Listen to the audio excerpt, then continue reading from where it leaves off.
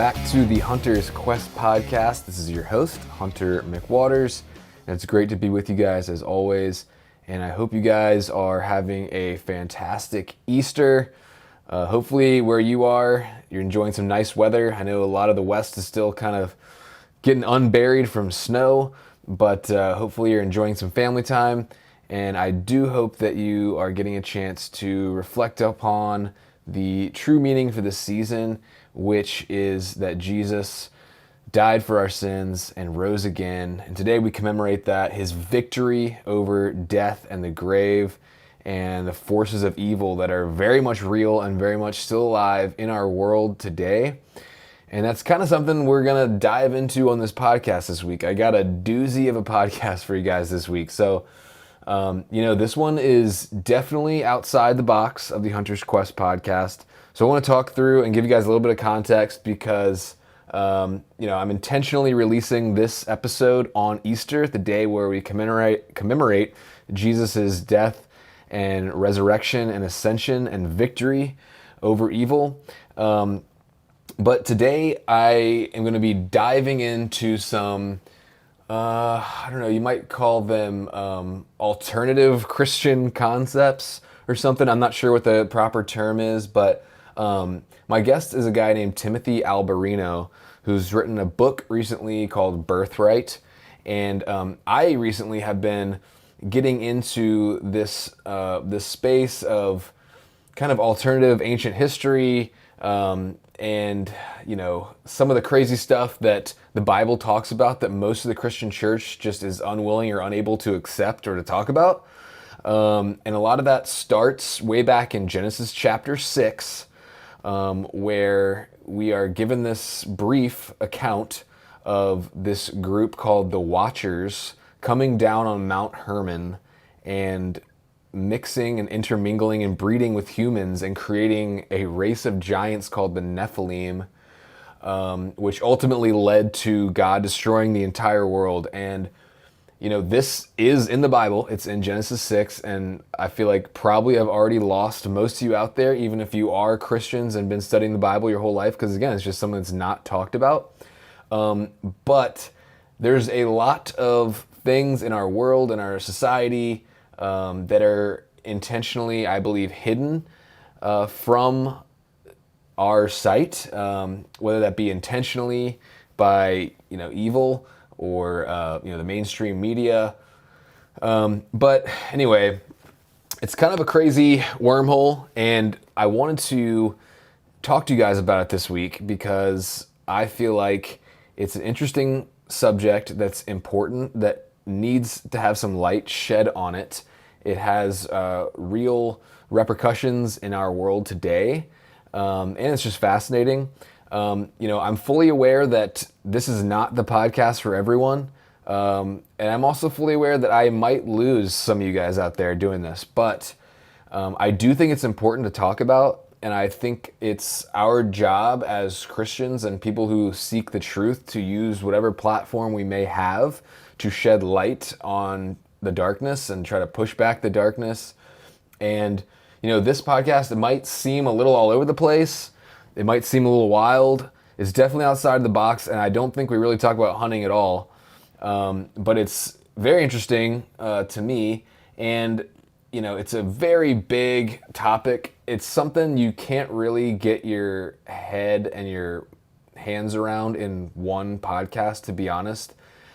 So I jump into stuff with my guest, but the idea of this podcast was just to kind of get you questioning, because there's a lot of things that we're taught in our history classes and our science classes, even in our Sunday school classes, that are misinformation, are downright wrong, are part of a secret hidden agenda. I basically don't believe anything I hear from science or mainstream media anymore, or doctors, to be honest with you. I mean, it's a broad stroke, and obviously there's good folks in all those fields. So, but there's just a lot of crazy stuff happening. It seems to be accelerating, as of late in the last few years. So again, I probably already lost a bunch of you. This episode will surely lose a few of you. If you're not into this kind of thing, if you just want to hear a podcast about hunting, this is probably not the episode for you. You might want to go back and find a different one, or just skip this week, to be honest, because it gets a little heavy, it gets a little theological, and it might blow your mind a little bit. But I wanted to give you guys just kind of a entree or a start into this world, because like I said, you really can't grasp all these concepts and everything we're talking about fully just in one conversation. So I encourage you that if you are interested in this stuff, if you do think it's something you want to hear more about, check out Tim Alberino's book, Birthright. And also, there's a really good podcast that I've been listening to lately that deals with a lot of these topics called Blurry Creatures. And it might sound weird, but it's these two guys, they're Christian guys, they filter everything through a biblical context, but they talk about cryptid creatures and Bigfoot and alternate dimensions and ancient giants and even Atlantis and the megaliths that we still have in our world today that many believe are evidence of some of these things. So again, I know this is kind of wild, kind of out of the box. Feel free to skip this one if it's not for you. But again, I just felt it was important to have this conversation and to maybe open a few eyes out there listening. And let me know what you guys think. And if you're interested, check out Timothy's book.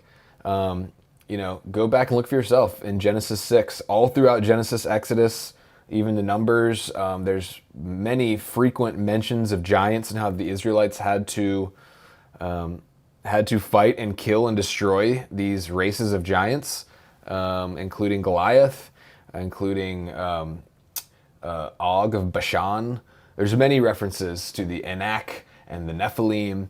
And anyway, I'll just leave it there. And if this has piqued your interest, I hope you enjoy this one. It could be a wild ride. If not, like I said, this might not be the one for you. But in any event, happy Easter. I hope you guys are enjoying your time, enjoying spring. I do want to give shout outs to a few guys who left me reviews on Apple Podcasts.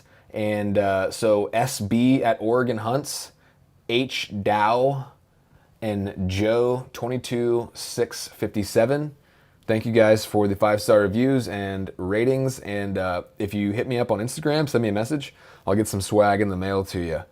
So anyway, guys, that's pretty much what I got for this week. I hope you enjoy it.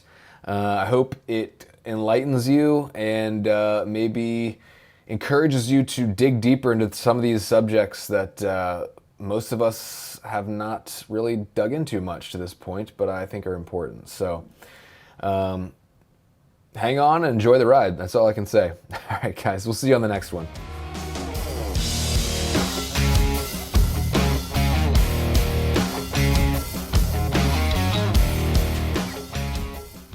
All right, guys, welcome to the Hunter's Quest podcast. It's good to be with you guys.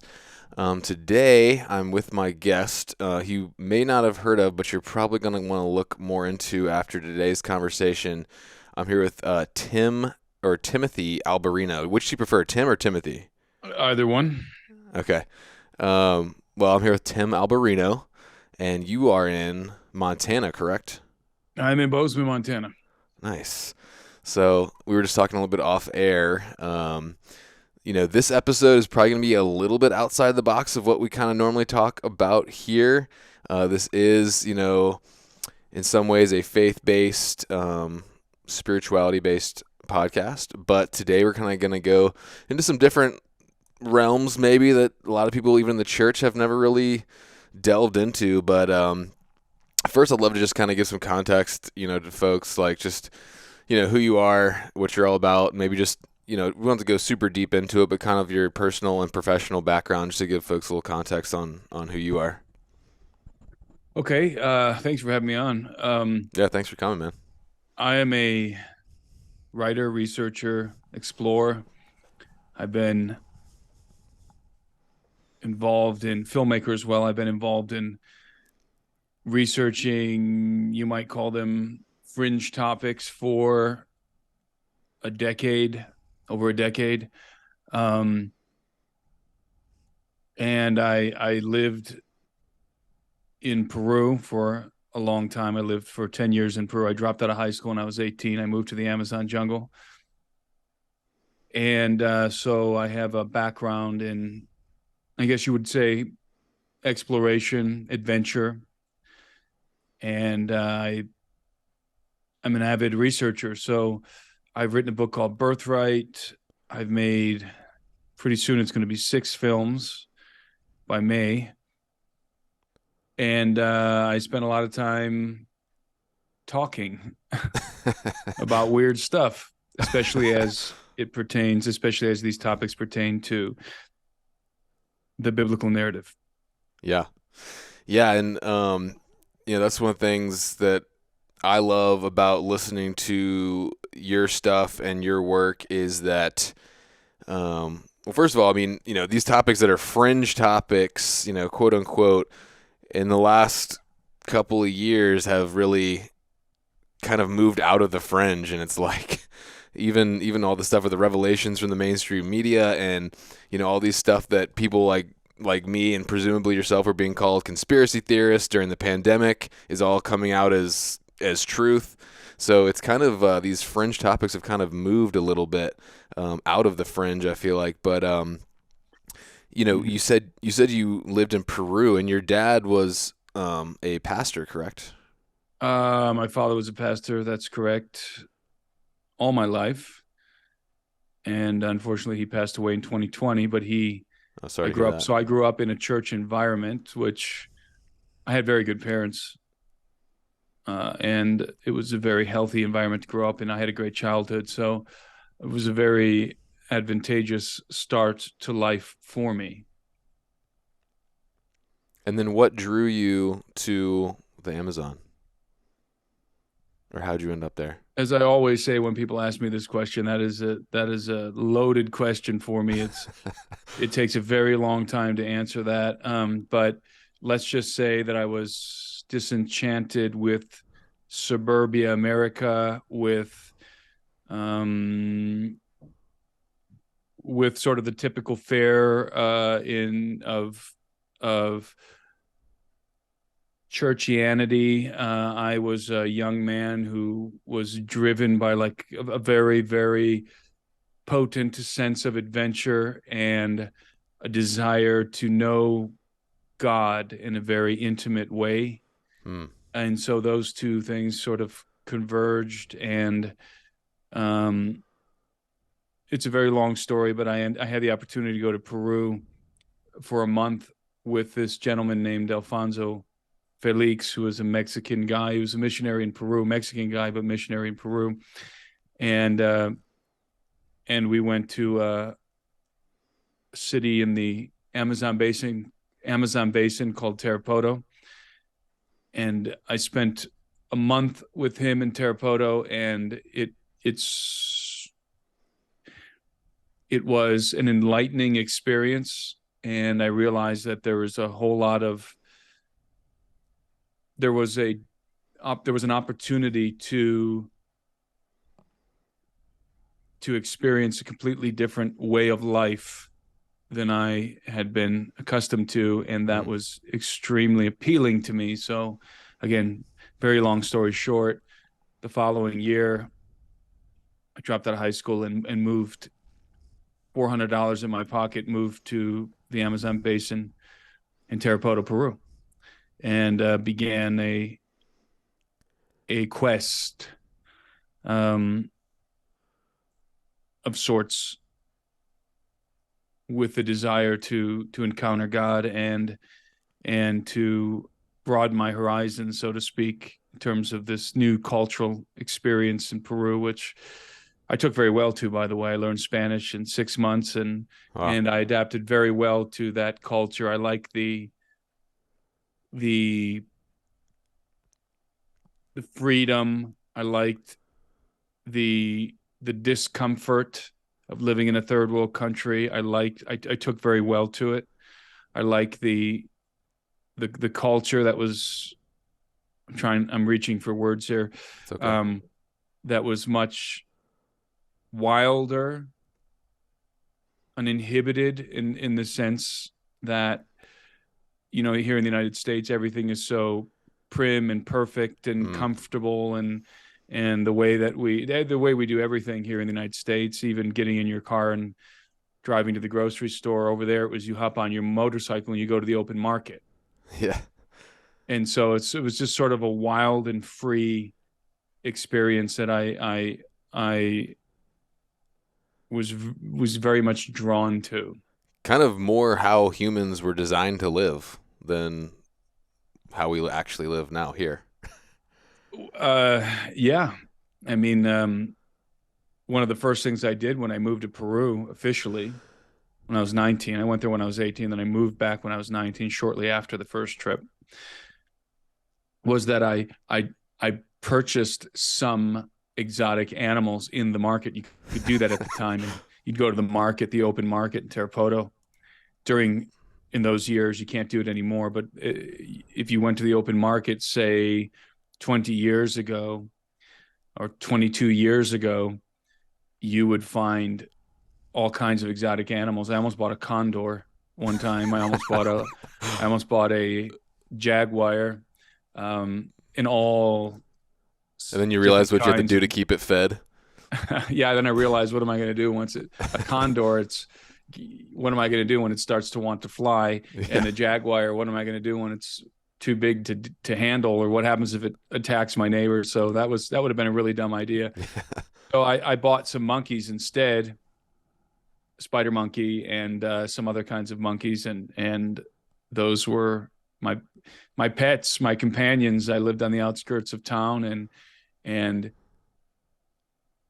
lived by myself with these monkeys. And it was, I always refer to those as the formative years of my life.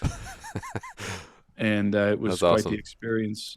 Yeah, man. Dude, you would really like backcountry hunting. Just listen to you talk. You're right in the heart of it too, man. You should let me take you on a hunt sometime. Let's do it. Like, I plan on going bear hunting here shortly. You are? So. Okay, you're going spring bear hunting? Yeah, I went hunting with a buddy of mine a couple of years ago, and this year he's really wants to take me black bear hunting. So yeah, I'm probably going to go and do that. Yeah, you should, man. I'll be heading out near there. I'll be in Idaho, but last year we went right through like Missoula. That area has a great bear hunting. You gonna be black bear hunting this spring over in this area? Oh yeah, wouldn't miss it. Well, you should swing through Bozeman. Let's go shoot some black bear. Yeah, man. I know quite a few folks in Bozeman, so if I do come through, I'd love to look you up and buy you a cup of coffee or something. Yeah, this is a great area for black bear hunting. It is. It is. It's a great area for hunting in general. I mean, we're only 90 minutes from Yellowstone. Not that you can shoot animals in Yellowstone, but there's right a next profusion of wildlife here. Yeah. So, have you done like backcountry style hunting where you like go in for multiple days and that kind of stuff? No, hiking, but not hunting. No, I've done that kind of hunting in Peru. I mean, it was just a lifestyle. Yeah. I lived with hunters and lumberjacks in the Amazon. But never have gone back country hunting in Montana. But like you said, this is basically ground zero for that sort of thing in the United States, outside of Alaska, within the lower 48. Yep. Yeah, Lord willing, I will have an elk tag in your state this year, and if that happens, maybe I'll have to drag you out there and have you help me shoot an elk. I know it's difficult for you guys out of state to get elk tags. I can get one for $15. I know. That's what I'm saying. Let's go. I mean, it's amazing. All my friends, they bag elks every year. They bag elks. Yeah. And they give me the meat. Nice. And they get elk and they get antelope. Yep. Sometimes, there's a raffle for moose and bighorn sheep.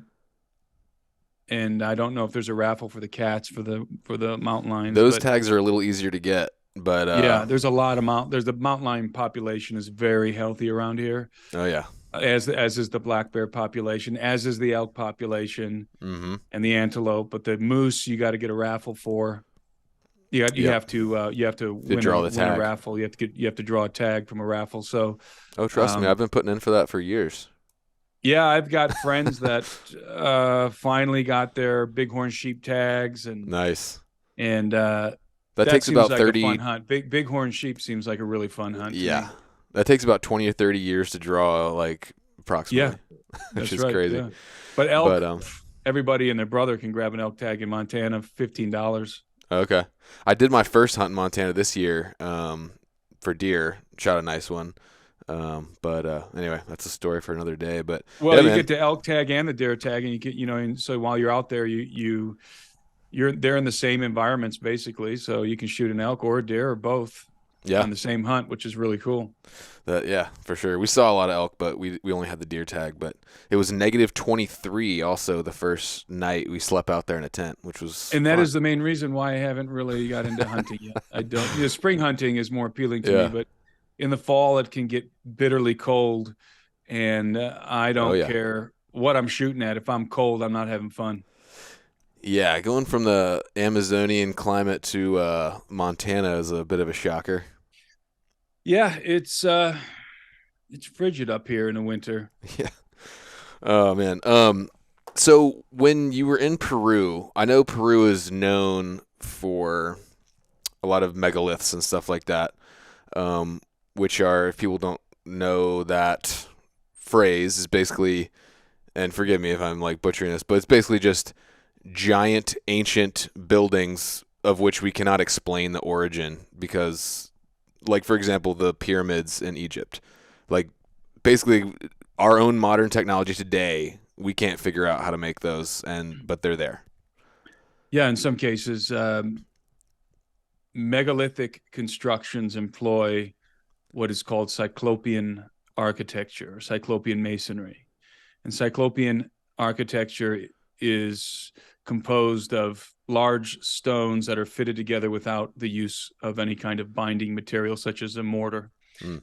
And this is exceedingly difficult to do because you have to fit these stones so tightly together and so precisely, otherwise they'll come apart. But in reality, these walls and edifices are constructed in such a way that they are resistant to earthquakes. They're Hmm. anti-seismic. And the anti-seismic properties of some of the megalithic constructions around the world represent an advanced form of masonry that we cannot duplicate today. We still don't have the knowledge to build a wall, for example, like the walls of Sacsayhuaman in Cusco, Peru. Those walls represent a technological advancement in terms of the way they're constructed, the cyclopean architecture that they employ. We simply cannot build to that level. We can build tall skyscrapers with cement, Right. which is advanced architecture certainly, but we cannot build to the same level as some of these ancient sites using the materials that they used. Right.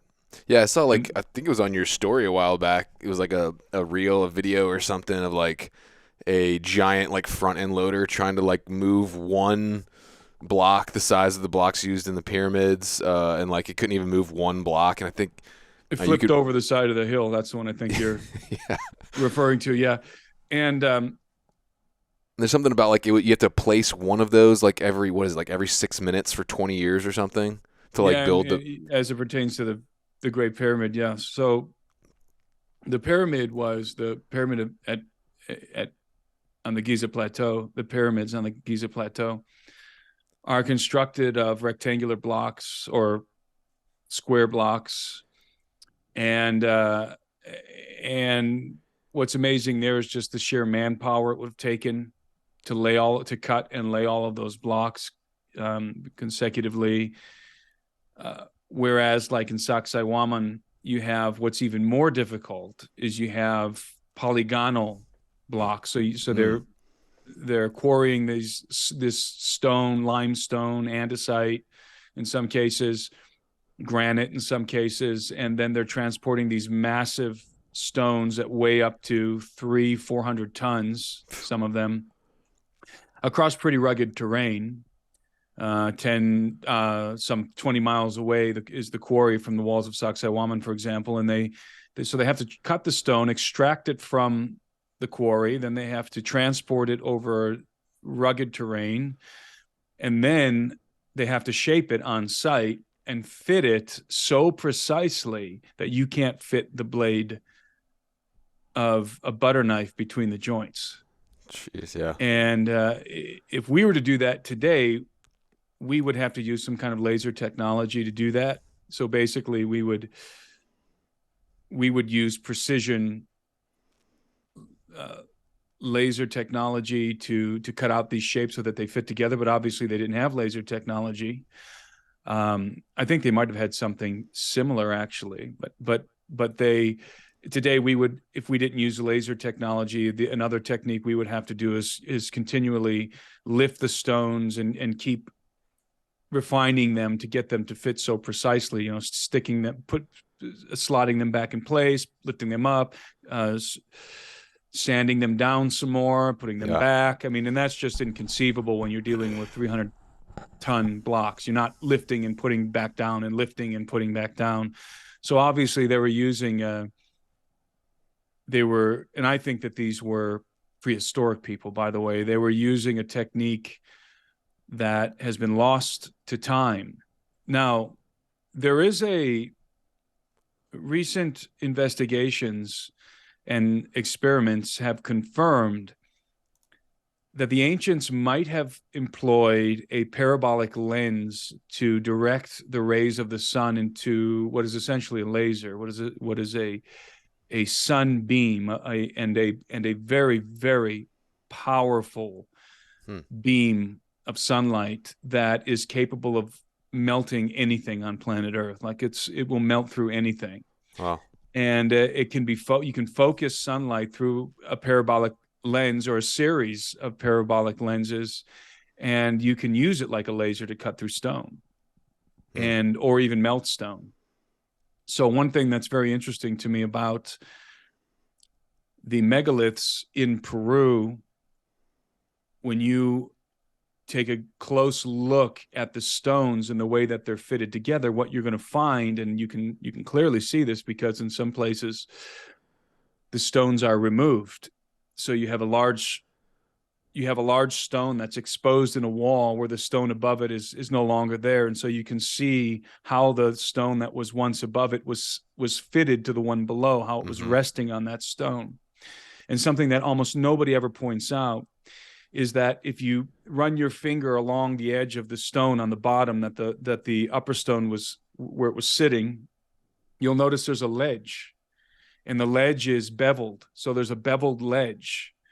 It's not a straight, flat surface. It's beveled on the end.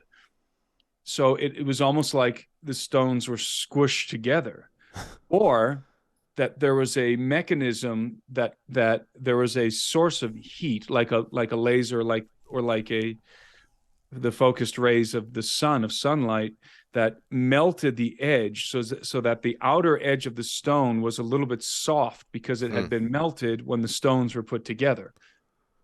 And so you would have this beveled edge. Now, you would also have this if you employed a polymer, a concrete. If you employed some form of ancient cement, and the cement wasn't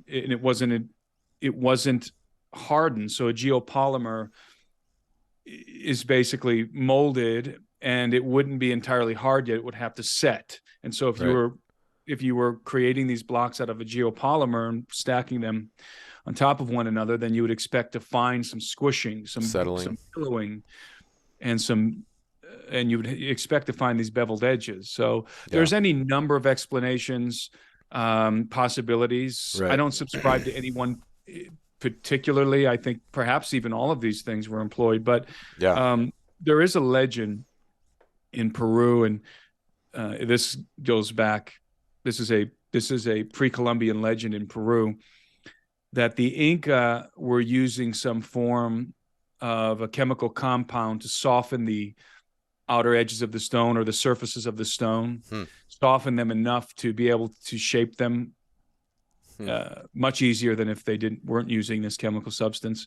And there is some indication that this might be true, because there are parrots. I don't know if they're macaws. I can't remember if they're macaws, but they're a species of parrot in the Amazon that and you can see this. You can pull it up on YouTube and see it.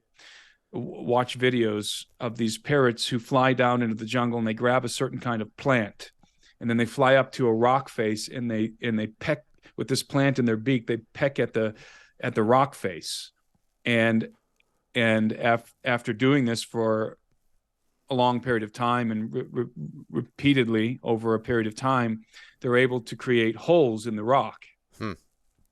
Um, and Some kind of acidic plant or something. It's some sort of there's some sort of a chemical reaction with Interesting. the chemicals in this plant and the rock, this particular stone, and it's really fascinating. Like I said, I think there's lots of videos of this online. I don't remember if they're macaws or what kind of parrots they are. They're definitely parrots, and they're definitely in the Amazon. And so there's some speculation. And again, I think there's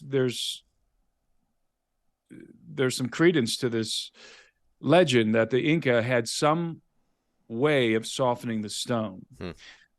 And so whether they were melting it using parabolic lenses and cutting the stone with focused sunlight, which, as I said, essentially focuses the sunlight into a laser, whether they were softening the stone with a chemical agent that we've since lost the knowledge of, or whether they were using a geopolymer or a combination of all of these things,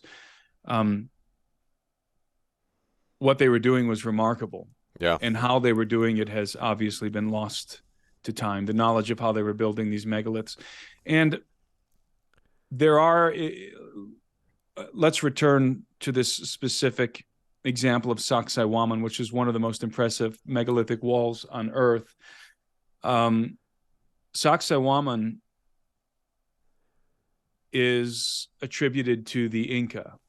It's viewed as a fortress of the Inca, and this is, of course, the conventional archaeological view.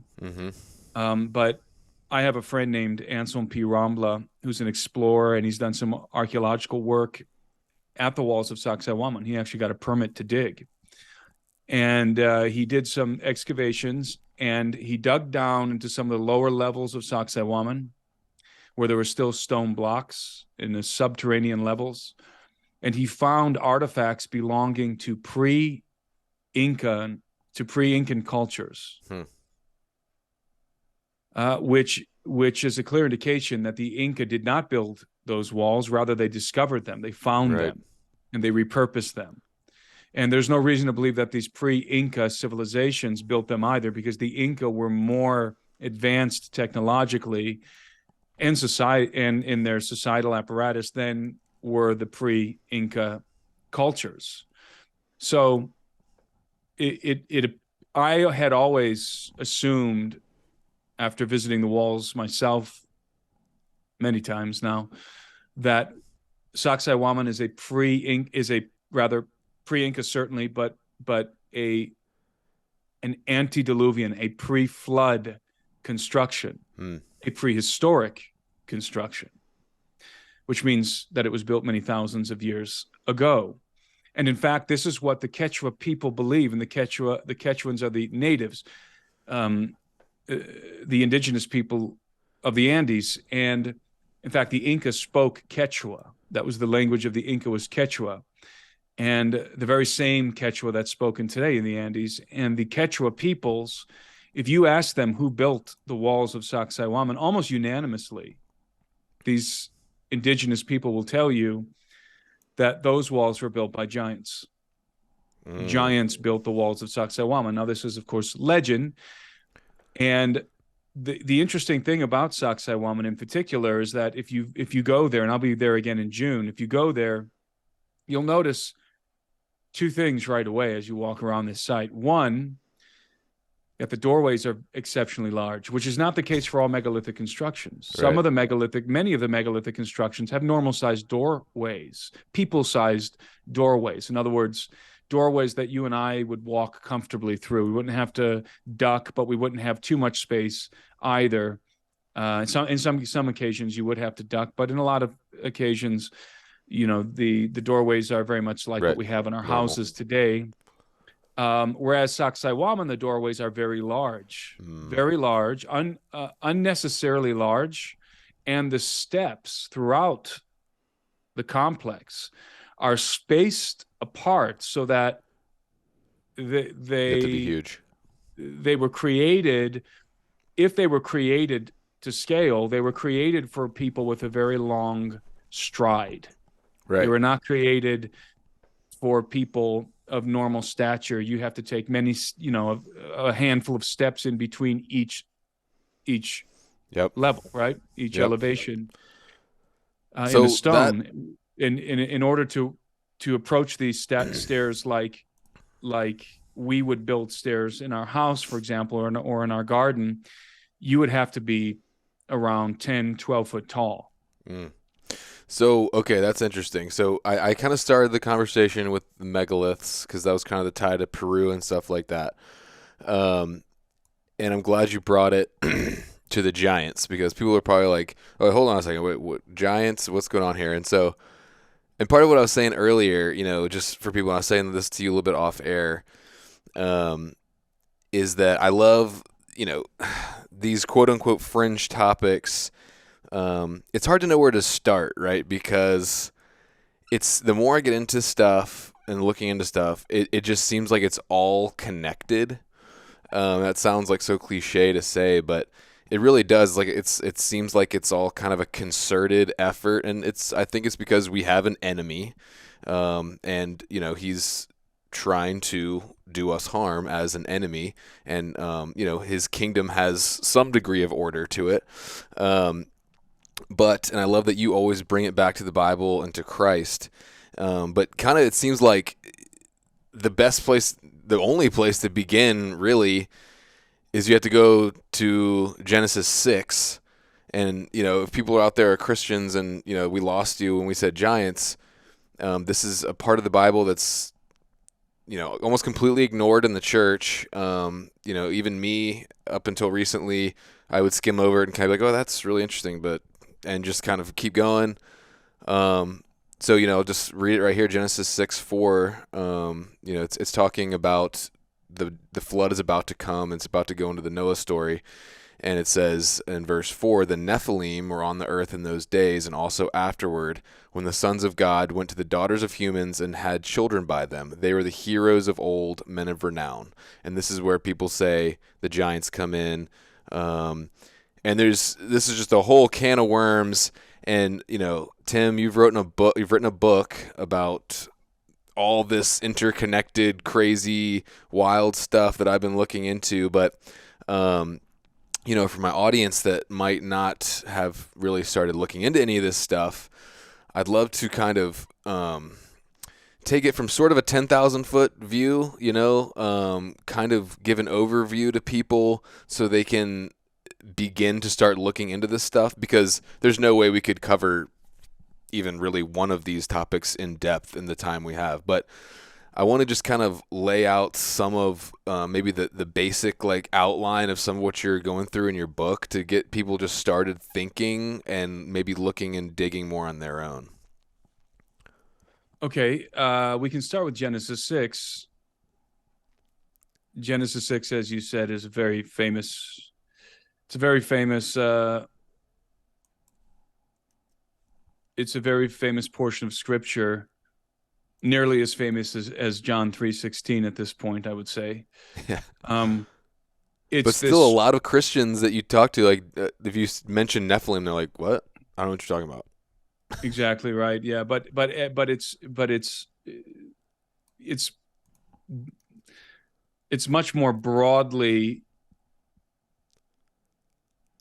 consumed, let's say, these portions of Scripture today than they were 10 years ago or 15 years ago. So at one point, I think it was about 8 years ago, the term Nephilim was one of the top Google search terms out of all terms across the internet, Nephilim. So there was a surge of interest in the Genesis 6 topic and in these creatures that the Bible calls Nephilim, which are giants.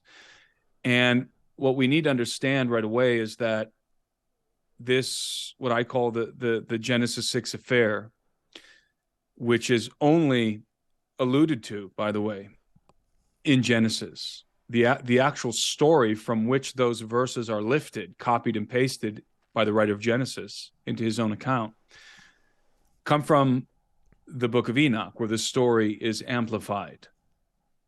And really quick, let me just jump in for people who may not even know what that is. That's an extra biblical text that was found when the Dead Sea Scrolls were found. And it basically is, I believe, quoted by Jude and Peter in the New Testament. Quoted verbatim by Jude. Peter makes reference to it, but it's literally quoted verbatim, copy and paste into the New Testament. And I think Jesus even paraphrases it at some point, doesn't he? Well, Jesus uses the terminology from the book of Enoch, the messianic terminology he applies that terminology to himself, and the epithet that Christ used of himself the most was Son of Man. And Son of Man only appears one time in the Old Testament but it's used as a descriptor.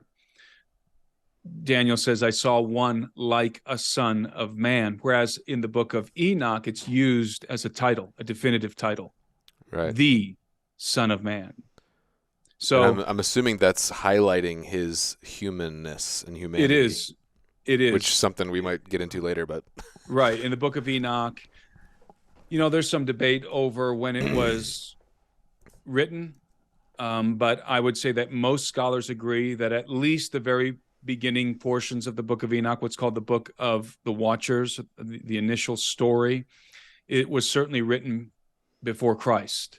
And there are many scholars who believe that the entirety of the book was written before Christ. Now, it's important to understand that there are 3 different books of Enoch. There is what I believe is the original book of Enoch, and then there are 2 variations, which are I think later versions, and one of them is Jewish mysticism. It's really just an adulteration, I think, of the original book of Enoch, and it's sort of a Kabbalah Jewish mysticism interpretation of the book of Enoch. So we don't have to go down a whole rabbit trail there. I just wanted to give people, they don't even know what that is. Well, it's called Enoch. Just in case people are going to look it up, there's Enoch 1, Enoch 2, and Enoch 3, or first Enoch, second Enoch, and third Enoch. And I would say people should probably stay away from second and third Enoch. And if you're interested in the book of Enoch, pick up a copy, the R.H. Charles translation of first Enoch. Okay. That is the one that the writer of Jude quotes verbatim, copies and pastes into his epistle. And that is the one that is clearly what the writer of Genesis is referencing, is the story that is told in first Enoch.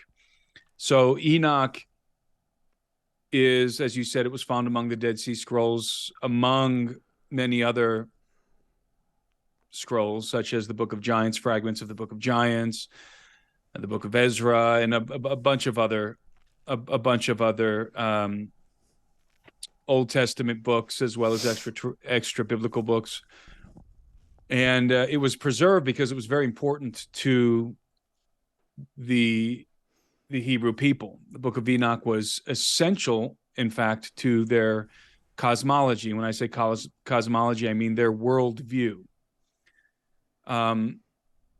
In fact, there's a lot of stuff going on in the Old Testament that if you do not have that Enochian story as the substrate, as the foundation, you will not really understand what's happening, because the events that are detailed in Enoch are alluded to so often and were well understood by the Hebrews. So this is a very fundamental story in ancient Hebrew cosmology, the story that is told in the book of Enoch, what I call the Enochian tale.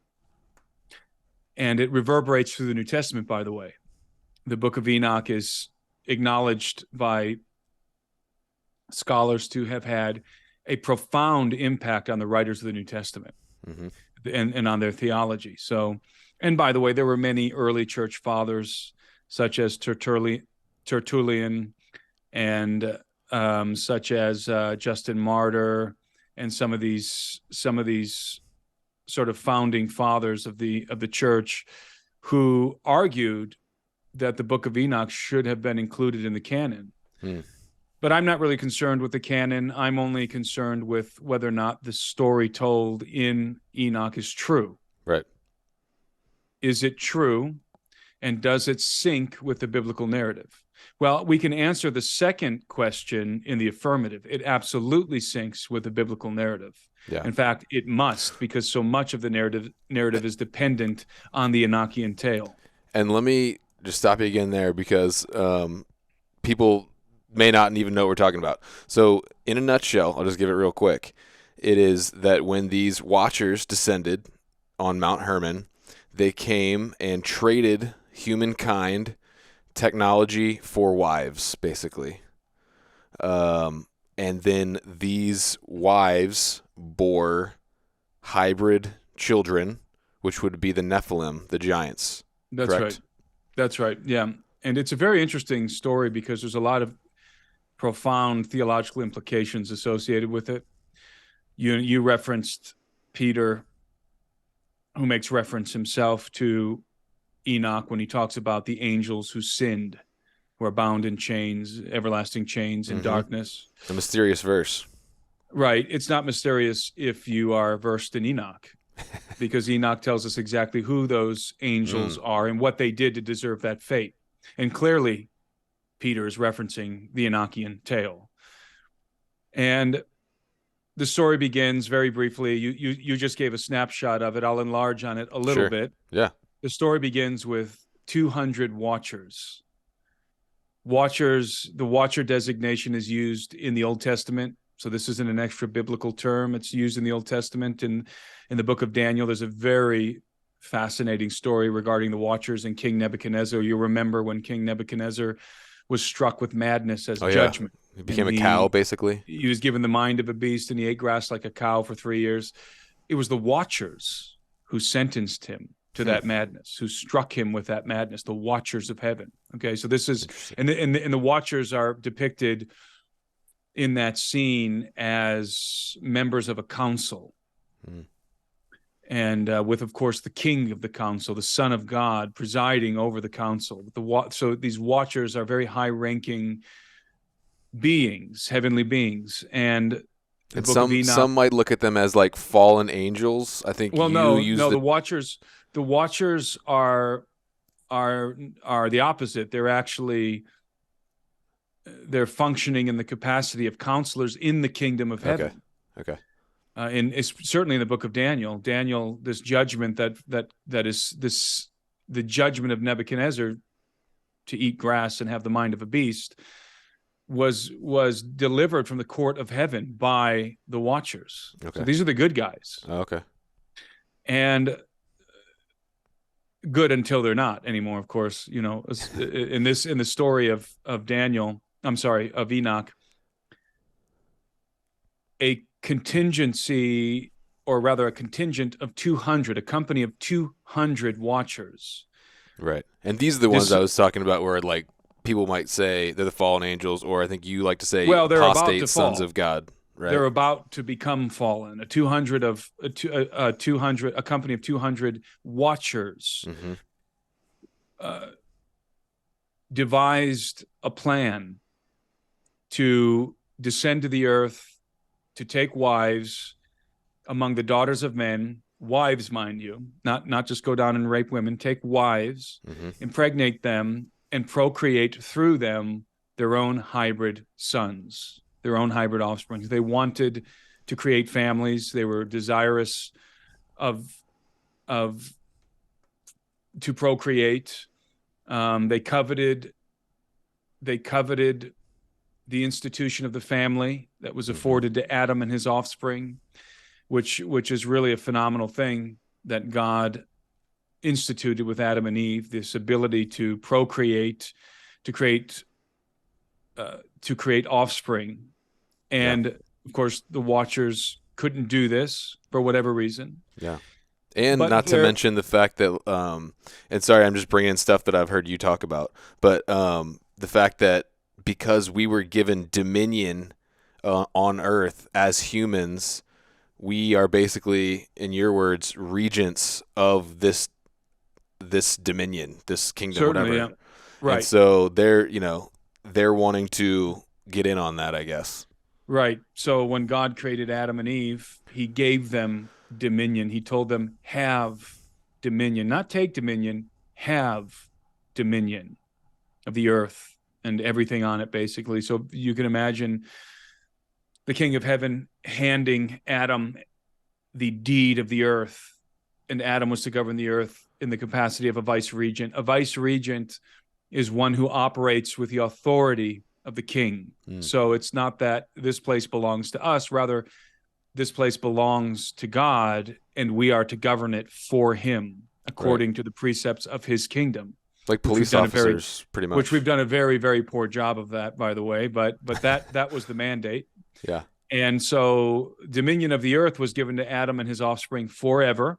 Remember that Paul says in the New Testament that the gifts and the calling of God are irrevocable. And so Adam was given dominion, and the dominion of Adam is associated with his genome. It's inherited by his offspring, and that gets into the image of God, which we don't have to delve into those waters right now. But so there, in my book, Birthright, I talk about three things that the Watchers coveted. So you have these Watchers who are not evil yet.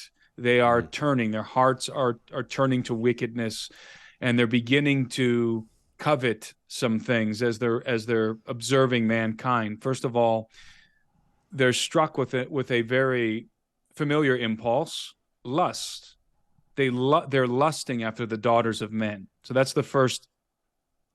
So the first thing that the Watchers want isn't just to go down and rape human women. Rather, they want to marry these women. They want to marry them. Why? Because the second thing that they desired was to procreate families.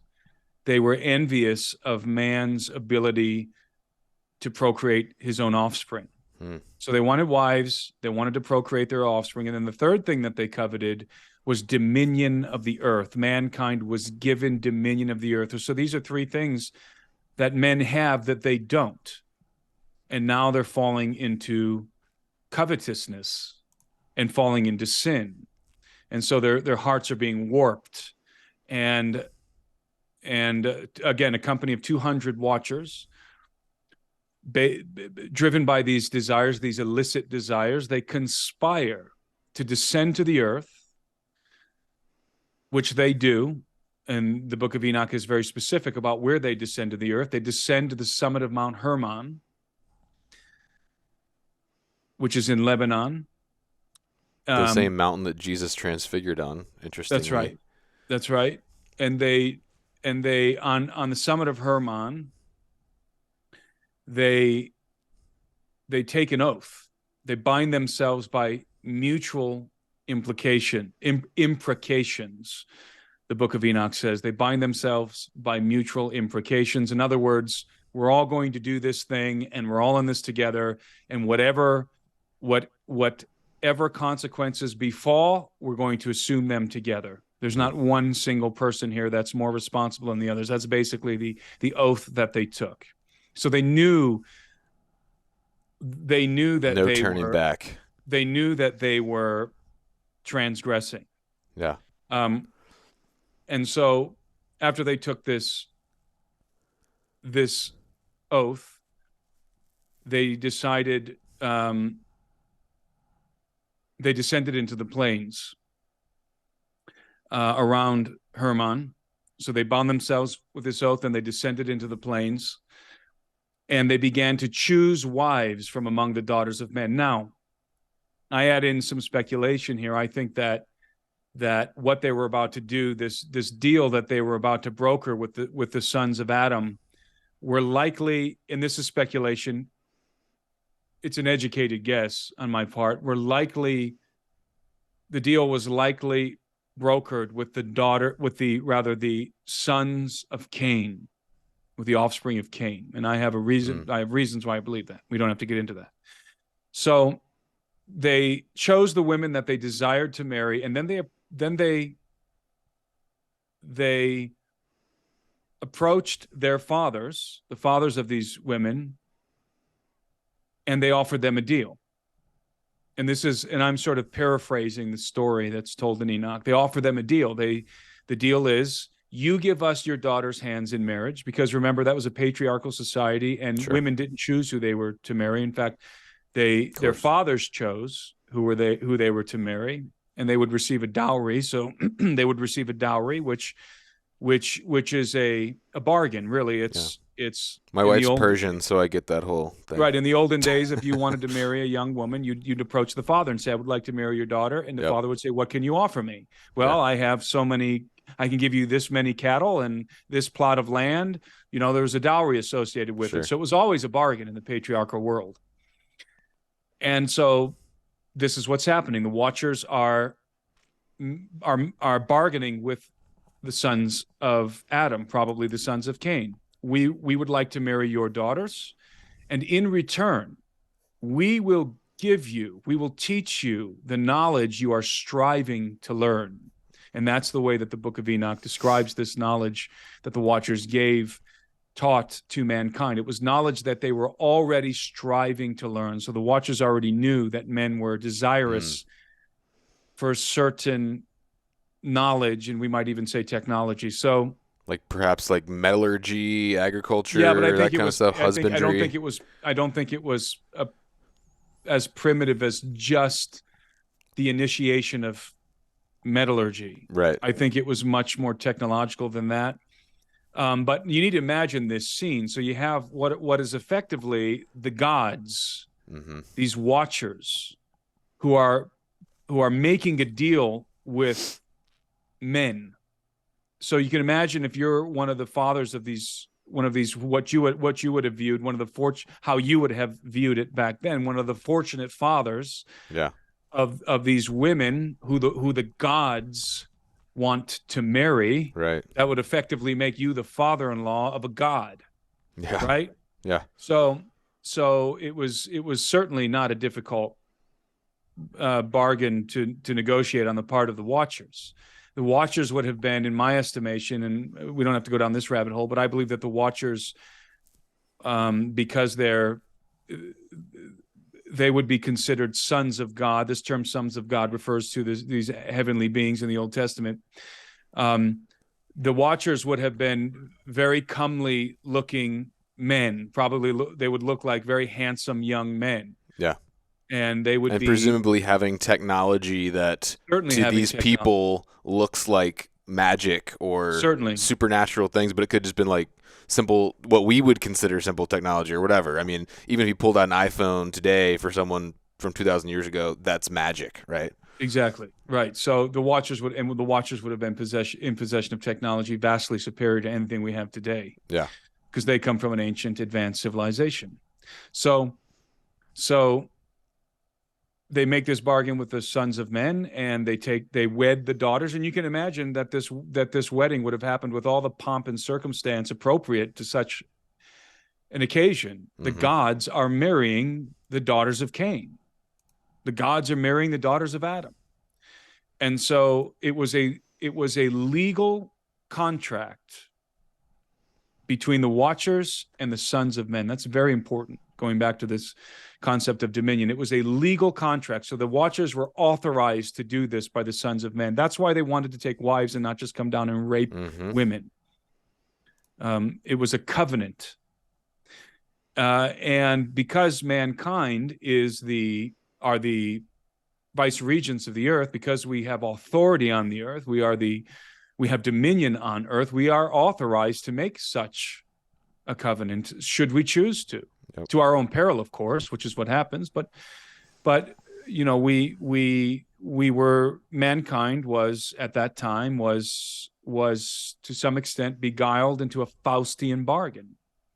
So what happens is that the Watchers, they wed their wives, they copulate with them, the women conceive, and they give birth to demigods who happen to grow to gigantic stature. Right.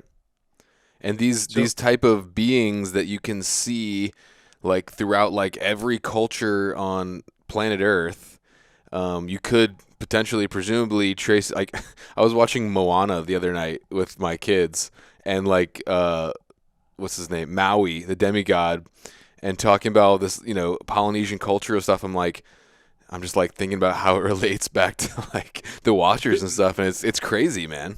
This is one of the oldest stories, not only in Hebrew, let's call it mythology, but also in the mythologies of many ancient cultures around Yeah, the world. This yeah. story is told over and over. Now the details are different. But there's some correlations, like in the Polynesian one, the Earth starts out covered in water, and there's nothing but water.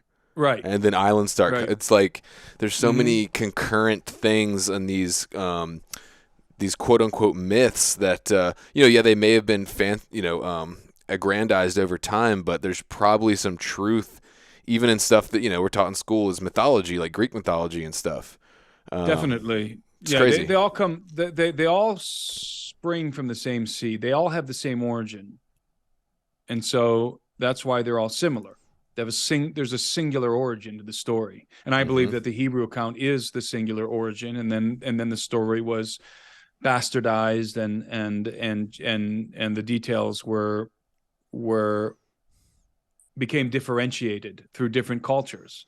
Yeah. So, so after these women give birth to giants, and I believe that the women gave birth most likely to normal-sized babies who just had accelerated growth, like people who have gigantism today. Yeah. Their offspring, who would have been not fully human, these would have been human hybrids. They would have been part their fathers and part their mothers. In other words, part what I call the elder race, this angelic race, and part human. They grew to exceptional size, and there's a reason why I believe that the Watchers intended for their offspring to be exceptionally large, because remember the third thing that they coveted: dominion. It's important to understand, and this gets very theological, but it's important to understand that the Watchers were trying to walk a very fine line here. They were trying to stay within the bounds of what might be legal to do. That's why they knew that they could be getting in trouble for what they're doing, because they were obviously transgressing against God when they descended to the earth and decided to do this. That's why they bound themselves by mutual imprecations. They took an oath. But they were trying to walk the tightrope of legality here. They made a legal binding contract with the sons of Adam, and they knew that they could not hijack dominion from mankind. They were not authorized, Right? Because they're not human beings. They're not authorized to have dominion on the earth. If they would have just tried to subjugate humanity by force, what would have happened? Well, the armies of heaven would have shown up to arrest that activity and arrest the Watchers themselves and imprison them, right? Which is ultimately what happens, but not yet. So the Watchers are walking a tightrope here. And so what they did was they gave birth to human hybrids who were human enough to inherit the birthright of Adam, dominion of the earth, but also happened to be of gigantic stature, so that they could easily usurp the thrones of men. They were the offspring of the gods, so they would have been automatically revered, but they would have also had the size and stature, and I'm sure numbers as well. Remember, there were 200 Watchers. Yeah. We don't know how many sons they had, but there would have been many hundreds of them. Yeah. So you're talking about an army of giants. Mm-hmm. And these aren't, fee, fi, fo, fum, stupid Disney giants. These are highly intelligent, exceptionally intelligent entities. Yeah. Who have are they inherently evil? Like, are they like already coming out like wanting to eat people and stuff? They're unsanctioned entities. They were never supposed to exist. Inherently evil? That's a very good question. They were. What would have happened if this is an interesting theological question you pose. What would have happened if one of these giants decided, I'm not going to do this. I'm not going to participate in this transgression. I'm going to repent and ask for forgiveness from God for what my father's father has done. What would have happened? I wonder. I don't know, but that's a very intriguing question. As far as we know, none of them did that. There's no record of any good giants in the Hebrew cosmology, in the Hebrew mythos. So, so the giants, in fact, are quite the opposite. They're exceedingly evil. Yeah. And they begin to oppress mankind and ultimately to devour men. Right. But again, don't picture big dumb giants walking around with clubs over their shoulders. Think Hercules. Exactly. Think the demigods of the Greek mythology, who are extraordinary beings, right? Not dumb beings, extraordinary beings. They're demigods, and so. We'll fast forward through the story. I have an elaboration on this called the Empire of the Gods, but we'll fast forward. Ultimately, what happens is the earth becomes corrupted with the wickedness, probably a genetic corruption as well, and so much so that mankind is corrupted with the knowledge that the Watchers gave them. So it's basically like giving children lighters and Zippo lighters and letting them run wild in a dry field of grass. Right. Yeah. This is like what the technology was like in their hands. The knowledge that the Watchers gave them, and so. There was great iniquity on earth, and there was great bloodshed, and that's when it says the Lord saw how great the wickedness of human race had become on earth, and that every inclination of the thoughts of human heart was only evil all the time. That's right. That's the setting for the flood because of what the Watchers had done. Right. So and it wasn't like men were guiltless. They cut the deal. Right. So they're reaping what they sowed, and ultimately. God decides to reset humanity, to preserve the human race, and to reset humanity, and to eliminate the abominable offspring of the Watchers. And what happens is basically a two-tiered situation. First, he binds by the way, Enoch is being used as the intermediary between God and the Watchers here because God decides to punish the Watchers, and he uses Enoch. Why? Because Enoch is he is representing the human species. He's legally representing the human species. God uses him as an intermediary, as an appropriator of the dominion of Adam, of the authority of Adam. And he is interfacing with the Watchers. Enoch is interfacing with the Watchers and with the court of heaven, and sort of being the go-between. And the Watchers realize that judgment is coming, and they're very, very distraught. They were weeping, it says, at one point. And Enoch comes to them and delivers the sentence from heaven, which is very, very grim. And the sentence is that the Watchers are going to be bound. And they're going to be thrown. They're going to be bound in chains and thrown into prison. Basically, let's call it. Peter refers to it as Tartarus. These are the Watchers these are the angels who sin that Peter referenced. But before they're imprisoned in Tartarus, in Hades, basically, they're going to have to witness the destruction of their beloved sons, of their giant offspring, and the giants are incited to war with one another. And so they go to battle with each other. And this isn't just a bunch of giants bonking each other over the heads with clubs. I think this is a technological war. I think that these giants are the kings of their own domains, of their own kingdoms. So it's wars between, it's Game of Thrones. Yeah. It's Genesis 6 Game of Thrones. Is it at this point localized still like in the Near East, or is this, I don't know. Are they all over the world at this point? That's a very good question. I would say no. This is global. Yeah. That the because giants they probably spread out figure all like, over the earth. Yeah, there's 10 giant tribes here in Canaan. Like, let's go over here where there's no giants and we can subjugate all those humans and eat their babies. And the reason why I believe that, there's two reasons. One, because of the fusion of megaliths, which employ the same kind of technology. It's ubiquitous. The technology and knowledge of the megaliths is ubiquitous, meaning we talked about Peru. It's in Peru. It's in the Middle East. It's in Japan. It's in Easter China. Islands, it's every corner of the earth, even Antarctica, I would guess. So perhaps even especially Antarctica, but nobody really knows. But So you have a global empire of the gods that's Yeah. unfolding on the earth. And in fact, the legend of Atlantis Mm.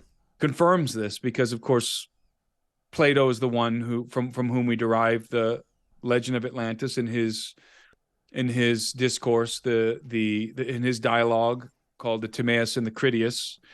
And in the Critias dialogue specifically, we get from the Critias dialogue, we get the story of Atlantis. And the long short of the story of Atlantis is that the story begins that the gods, okay, and when you think gods / watchers, okay, the gods apportion the earth amongst themselves. What does that Yeah. mean?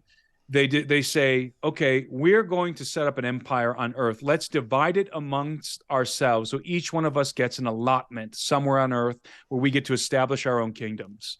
But we're all sort of in a fraternity of gods, an empire, right?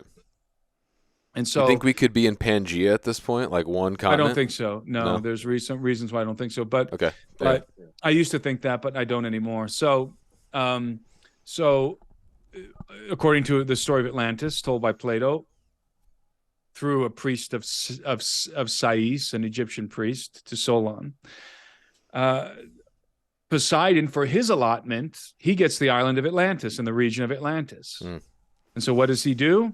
He builds his island, he builds his city, his domain, and the first thing he does is he weds a human woman named Cleito. He takes to wife a human woman. See, this is Enoch. Yeah. And then he copulates with her, and she gives birth to 5 sets of twins, hybrid twins. These are the offspring of Cleito and Poseidon, of the human woman Cleito and the god Poseidon, the watcher Poseidon, let's say. And wow. And these 10 sons of these 10 hybrid sons of Poseidon, chief among them Atlas, they become the kings of the kingdom of Atlantis. And so what do you have here? You have what I call the mechanism of rule by proxy. So you have the god behind the scenes, not governing Atlantis directly, rather his sons are governing. Why? Because his sons are human enough to appropriate the birthright of Adam and directly govern their kingdoms. And this would be like the king priest class who has the ability to go in and actually talk to God, aka Poseidon or whatever. And so Poseidon would be the god, and he gives them what they're supposed to do. Yeah. Ruling it from behind the thrones because he's not legally authorized to rule, to govern on earth. Interesting.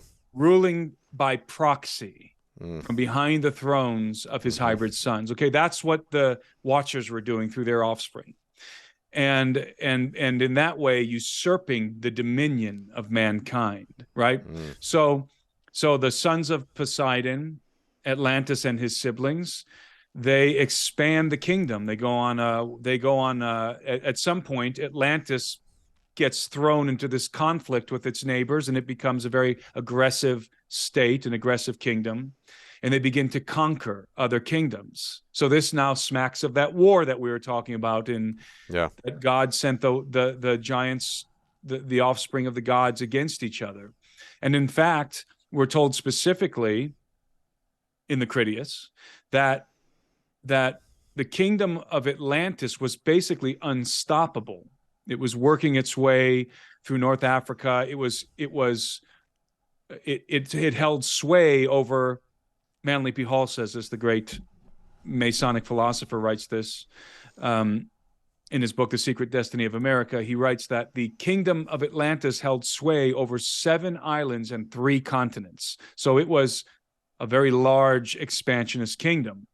And it's expanding over North Africa, and it gets to Greece, to the people of Athens. And this is why the priest of Sais is telling Solon this story, because Solon is from Athens, Solon of Athens, and his people are the Greeks. And the Egyptians are telling him, you don't understand how glorious your lineage truly is, because it was your people, the the people of Athens who resisted the Atlanteans, who resisted the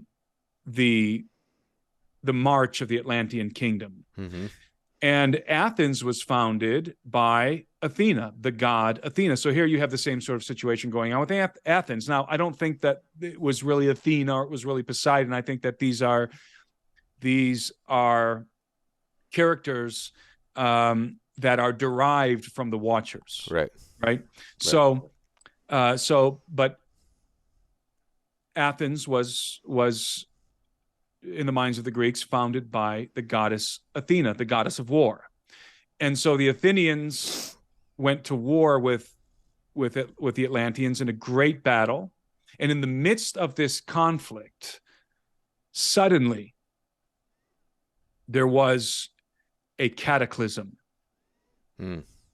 that rocked the earth and laid waste to Atlantis and Athens, not just Atlantis, but it laid waste to Atlantis. In a day and a night, Atlantis was destroyed.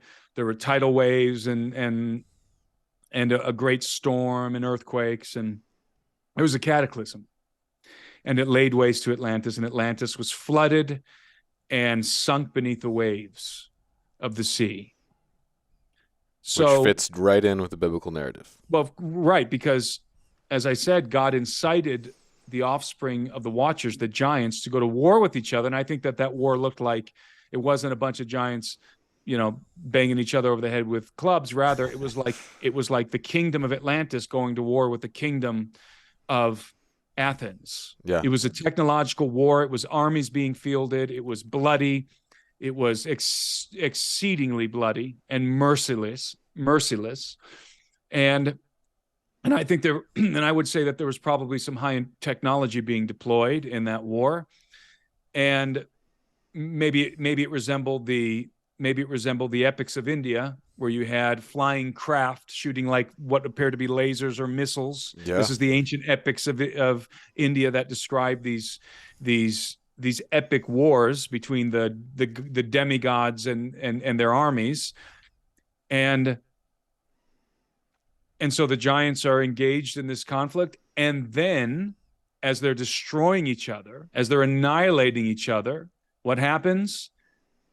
God sends the flood. Nope. God sends the flood. Yeah. Now, when we say the flood, I think that actually to some extent downplays what really occurred, because I don't think the flood was a result of something else. It wasn't that the flood was the cataclysm. It was that the cataclysm caused the flood. Gotcha. So I think that there was a massive cataclysm that rocked the earth. By the way, I would say around 12,000 years ago. I subscribe to the Younger Dryas impact hypothesis that some 12,000 years ago, fragments of a massive comet broke up. A massive comet broke up in our atmosphere, and fragments pummeled the earth. Fragments of this comet pummeled the earth, and it led to unimaginable destruction on the planet, unimaginable destruction. It laid waste to every landmass and wrought terrible chaos and death. And it precipitated a global flood. Mm-hmm. Now, whether the flood covered every square inch of every mountain, or whether certainly every continent would have experienced catastrophic flooding. Yeah. But whether the entire planet was underwater or not is debatable. I lean towards not. I've changed my view over the last few years on this. There's some great scholarship in regard to a local versus a global flood. Now, I'm not even a local flood guy. I think that the flood was global, just not. It didn't cover every square inch of ground. Right. And some people may say, well, doesn't the Bible say that it covered, the entire earth, every mountaintop? And the answer is yes and no. Well, the Bible uses the Bible uses hyperbole sometimes too. Yes, it's not that straightforward. As much as that may be jarring to people's ears, yeah. It's not that straightforward. Believe me, there's lots of great scholarship. You could go either way. It's a 50-50 situation as it pertains to the interpretation of the text, and both sides are equally valid. I lean towards Yeah. the what's called the local flood, although I don't think it was a local flood. So I'm in a third category. I think maybe I've invented it. I call it a global cataclysm With local with flooding. with catastrophic flooding. So a Okay. global cataclysm with catastrophic flooding on every continent, but not necessarily every square inch of every mountain underwater. That's So my you're position. thinking some giants survived because not everything was flooded, and that's where you get Goliath and these guys later, these post-flood giants. I think that, in But my estimation, there were survivors. yeah, Um, and there's you can derive that as well in the narrative. So um, I think there were survivors. And why? Why do I think that there were survivors? Because, well, first of all, we know there were survivors. Noah and his family survived through an act of divine intervention. So God saved Noah. He preserved the human species and the animals and stuff that were on the ark. But I also believe that in the wider context, there were survivors probably on every continent. Hmm. And and why do I say this? Well, the primary reason I say this is because when you evaluate the flood myths from all these different cultures, you usually have this nucleus of this family that was of this the nucleus of the story of the survival stories of family that survived. Hmm. A particular family was preserved. That would be Noah and his family. But you also have intimations of other survivors. Hmm. So let's put it this way: I'm open to the possibility that there were some survivors. I call them the exiles of Atlantis. That there were some survivors outside of the ark under certain circumstances. Now, that's of course a controversial view. I can't prove it, and I may be wrong, and I'm Yeah. okay with that. But I lean in that direction. I don't subscribe to it 100%. I'm not absolutely sold on it, but I'm open to it, Yeah. and I'm leaning in that direction. But I'm also perfectly happy to concede if if I find this side of the argument more compelling at some point in the future, that it was just Noah and his family, and that was it. Yeah. So I think it's an open question, as much as people want to perhaps um, be, as much as people perhaps don't like it being an open question. I think it is an open question For sure. Yeah, we'll because we never know have all the answers. I mean, no, and I'm not obliged to have all the answers, and neither are you.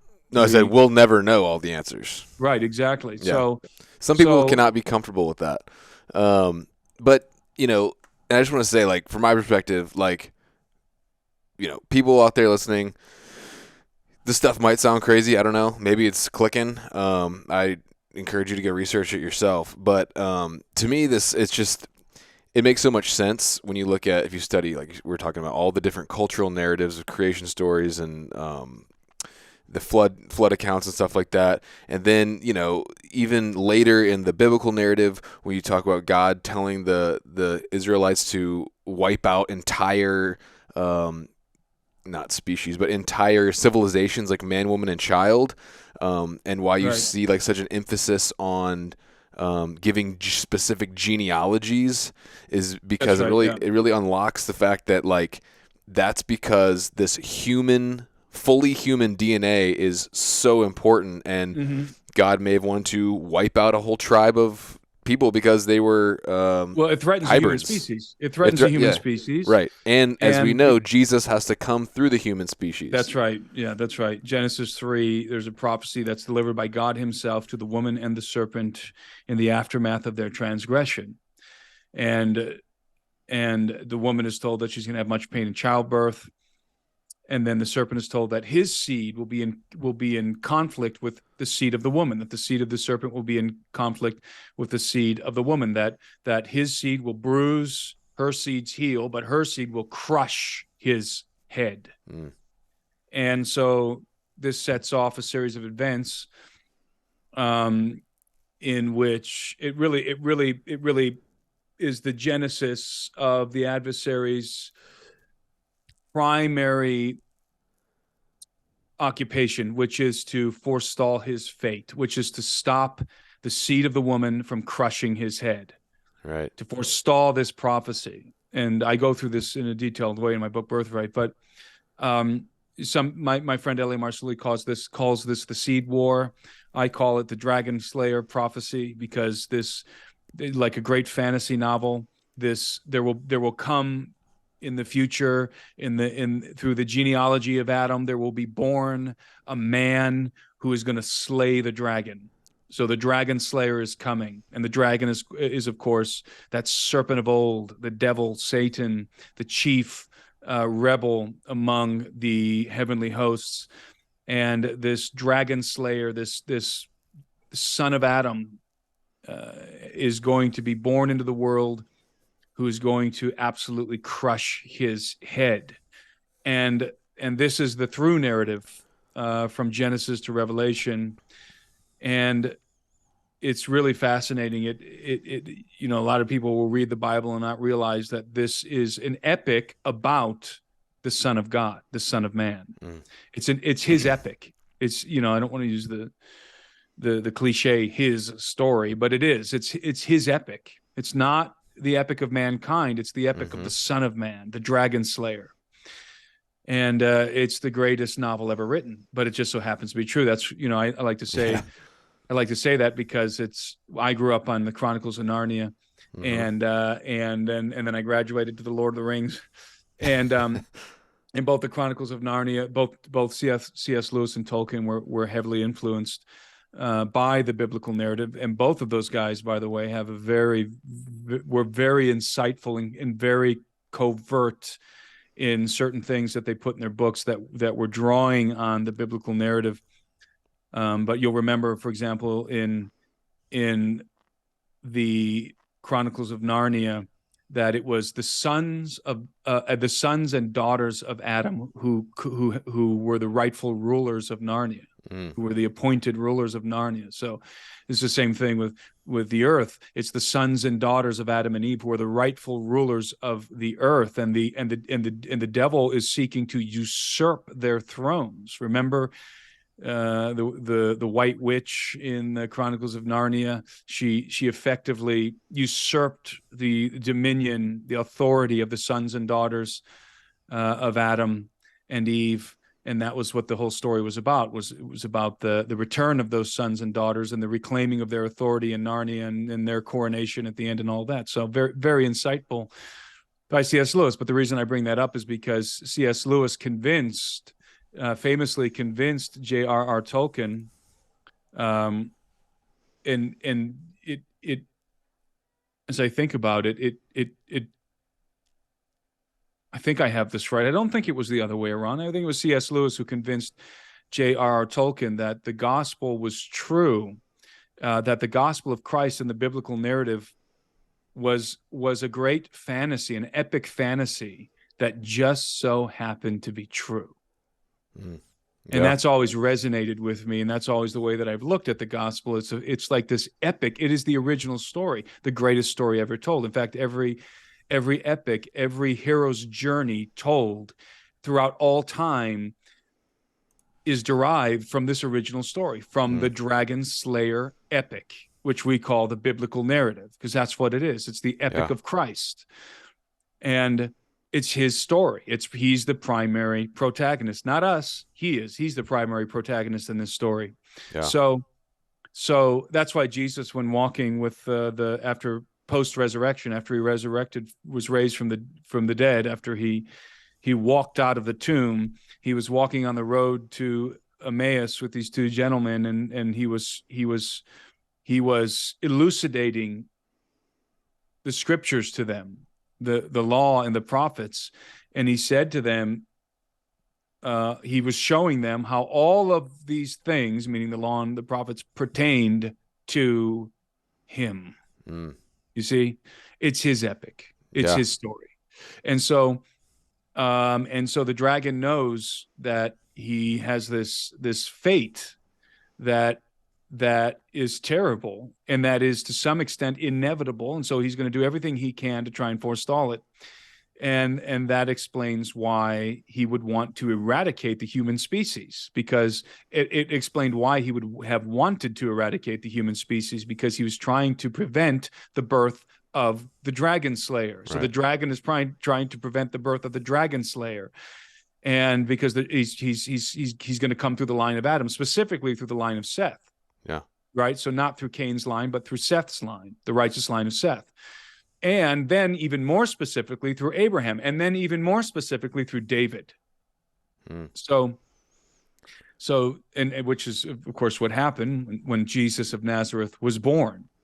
Right. And now he's trying to basically do the same thing through transhumanism, I guess. Now the game is he couldn't prevent the birth of Christ. Well, first of all, he couldn't annihilate the human species. God preserved Noah, preserved the human genome, the line of Seth. Then he couldn't annihilate Israel, which he tried to do many, many times, to get rid of that line, that the line through which the Christ is supposed to come, through the line of David. He couldn't do that. And Christ ultimately was born despite the dragon's efforts. So Christ is born, was crucified, and rose from the dead, and is now sitting at the right hand of the Father. So what is his occupation now? What is he consumed with now? Well, he wants to prevent the return of Christ. That culminating event. He wants to prevent the victory of the Son of God over the dragon and his armies and his empire. So that is why the pieces on the board are being moved the way they are, is to usurp dominion of the earth, install who I believe will be his hybrid son. So it's sort of a Genesis 6 2.0 scenario that's going to unfold at the end of the age. Usurp dominion from mankind through posthumanism. It's Jacob and Esau. We're going to sell our birthright for a bowl of stew. The dragon, the beast and his hybrid kings, the beast and his kings, I believe will be hybrids in the same. Let's put it this way: in a Genesis 6 2.0 scenario, and they will attempt to marshal both the dragon and his armies and the beast and his armies, marshal an opposition to the return of Christ in a great kinetic war, mind you, that will erupt in the earth at the end of the age. So that's a very, very deep rabbit hole right there. Eschatological. I am in a field of rabbit holes trying to just walk a line to because like I said, I've been researching this stuff for a while now. I'm trying to avoid going down. First of all, we've already been going for an hour and a half. It flew by, and I want to respect your time. So we're coming to the end here, but I'm trying to give people an overview. It's just hard to know where to go because my mind's going so many places. But I really highly suggest people go check out your online resources as well as your book, which is called Birthright, which is on Amazon, right? Yep. I all of the things we talked about today, I wrote in this book, Birthright, in a systematic way. So if you're confused or just even intrigued, if you read this book, you're going to get A to Z. Yeah. Everything we talked about today, plus I talk about UFOs, aliens, the ends, talk about the occult. That's right. I talk about transhumanism, posthumanism. But I gotta ask, real quick, just because it's topical, all the alien stuff right now that's going on. Just we don't have to talk about it long, but just for a few minutes, what's your take on this stuff? The disclosures, the craft. We're undergoing a process of gradual, systematic disclosure. And it's being unfolded by the Pentagon very carefully. The narrative is being very carefully controlled. But as I always say, the Pentagon cannot control the phenomenon. All they can control is the narrative. So they cannot control the UFO phenomenon. It's beyond their control. All they can control is how we perceive the phenomenon and how we learn about it in detail. Because it's going to become so obvious that if the Pentagon doesn't get in front of it, they're going to look completely inept and deceitful, which they are to some extent inept, and they are certainly deceitful. So, first of all, for your audience, I think that we need to understand where we are in terms of this historical moment that we're in. And what I mean is that we have shifted over the last few years from UFOs being in a realm of fiction to stone cold fact. And I don't mean advanced Chinese aircraft or Russian aircraft or North Korean aircraft or whatever. I'm talking about vehicles that are not made with human hands. We're talking about advanced aerospace vehicles that have an origin other than the human species. Right. And this is by the way the terminology that is being brandied by people associated with the Pentagon. And so we've had a series of events over the last few years that have unfolded, that have moved the UFO topic from that conspiracy space into a factual context. And it really the narrative began to emerge in the press, because previous to this event, the press laughed at UFOs. The media laughed at UFOs. So it really began to emerge in the narrative, and I say the narrative because I think it was given to the press by the Pentagon and perhaps the CIA and perhaps the NSA or whoever the governing body is. It used to be MJ-12. I don't know if it's still MJ-12, very possibly. So it was in 2017 that the Nimitz incident broke. The New York Times broke that story about that tic-tac shaped, the famous tic-tac UFO. It wasn't a tic-tac, it was a saucer, by the way, flying in the Delta configuration, just as described by Bob Lazar, and in the manner described by Bob Lazar. And the Nimitz incident basically concretized the phenomenon.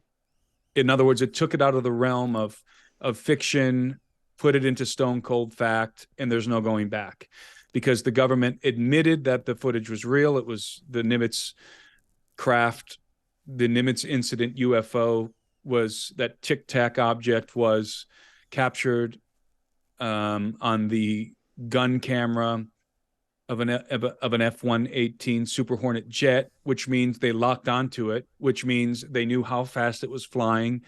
They knew the maneuvers, the extraordinary maneuvers it was making, aerial maneuvers, because they locked onto it. Right. Just like they would lock onto a missile or some other object flying through our airspace.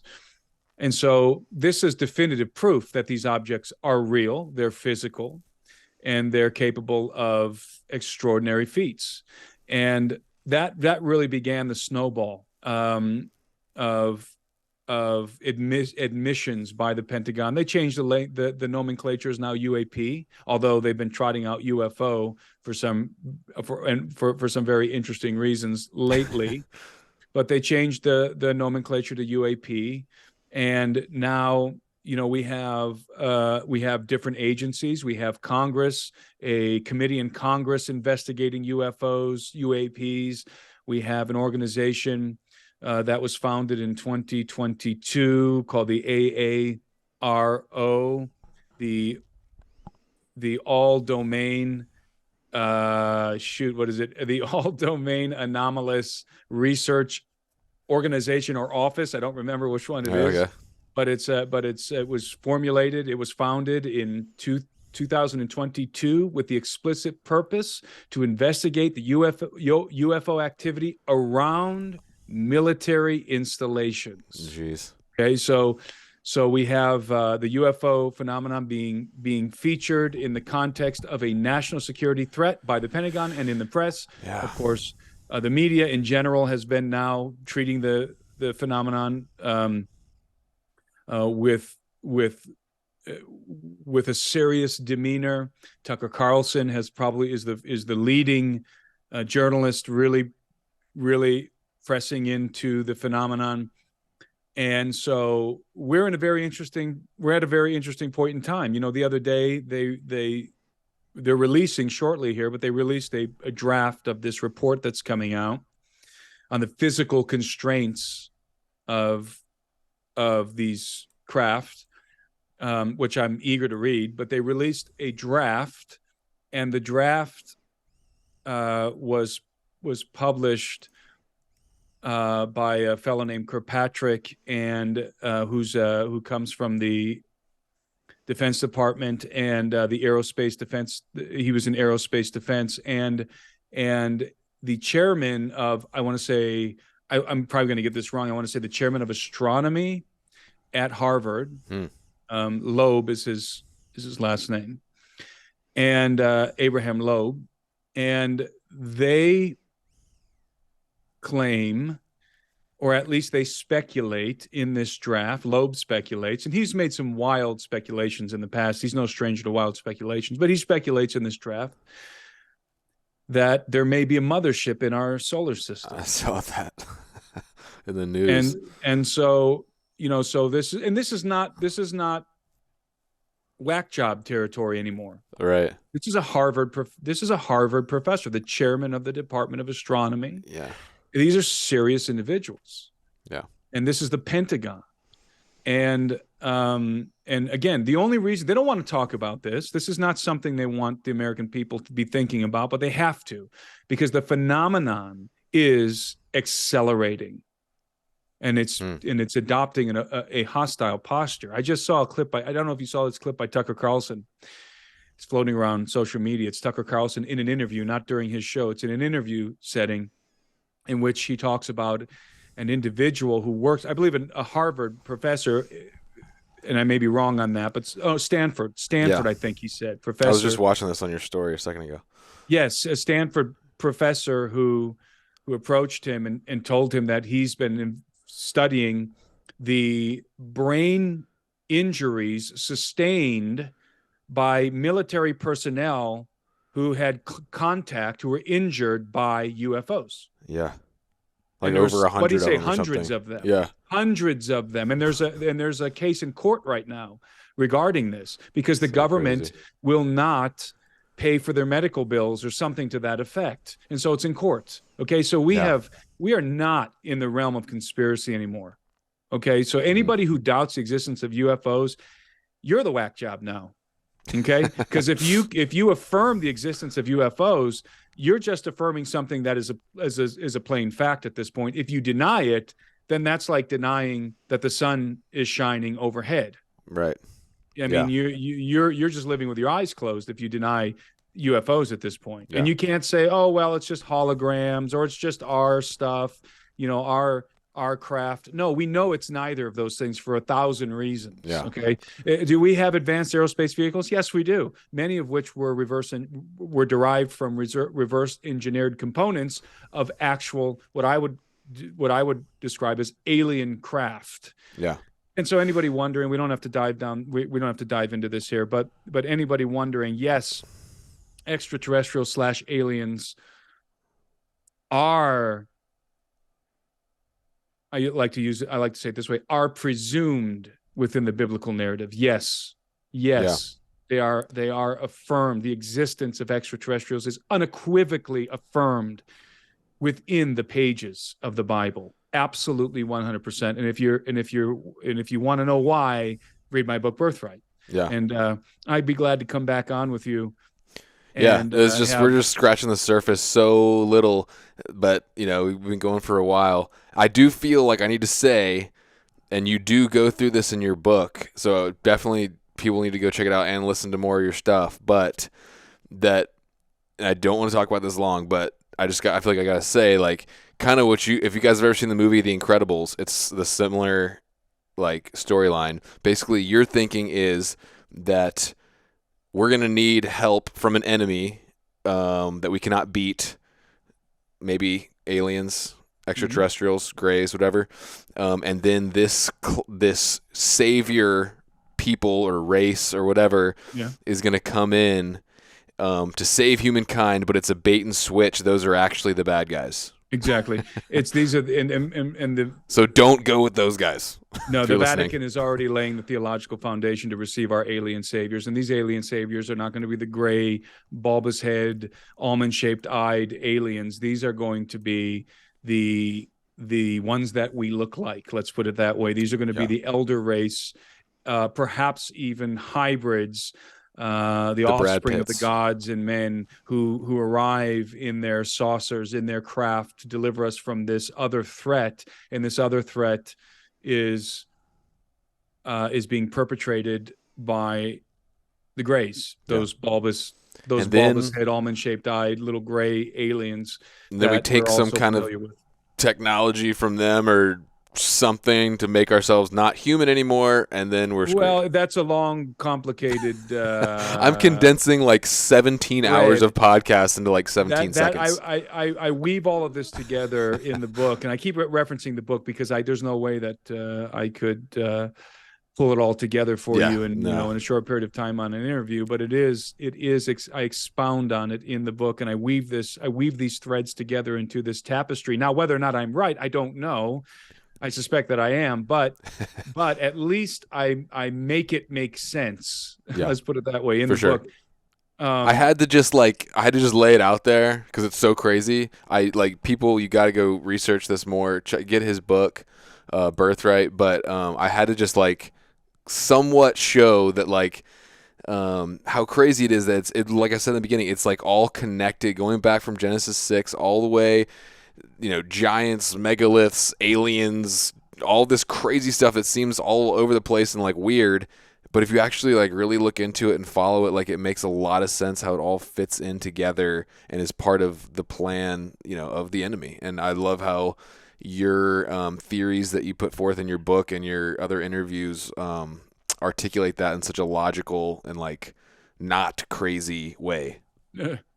Maybe a little crazy. Well, But anyway, man, it's we've been talking for a while here. I want to respect your time, so tell people again where they can find you, where they can find your book, all that good stuff. You can find me on YouTube, Timothy Alberino. You can find me on social media at Timothy Alberino, Twitter and Instagram. I have a website, timothyalberino.com. You can get the book on Amazon.com, Walmart.com, BarnesandNoble.com, and pretty much all the other major booksellers, online sellers. You won't find it probably, at least I don't think you'd find it, inside of a Barnes & Noble store. If anybody does find it inside of a Barnes & Noble store, you can send me a picture. But any online bookstore platform, most of them carry the book at this point. So nice. Hey, thanks for having me on. It was a pleasure to talk to you, and I'm willing to come back and we can maybe dive into some of these more.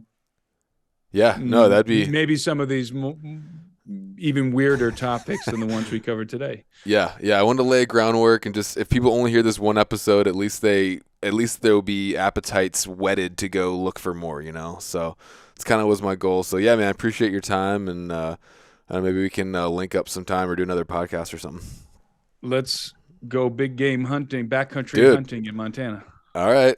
Don't mess around. I'll do it. My buddy who went hunting with me that turned me on to Blurry Creatures is like, dude, invite him on a hunt. I'm here. You just have to show up and we're good to go. Okay. All right, man. Well, thanks again. It was great talking to you. You too. Thank you.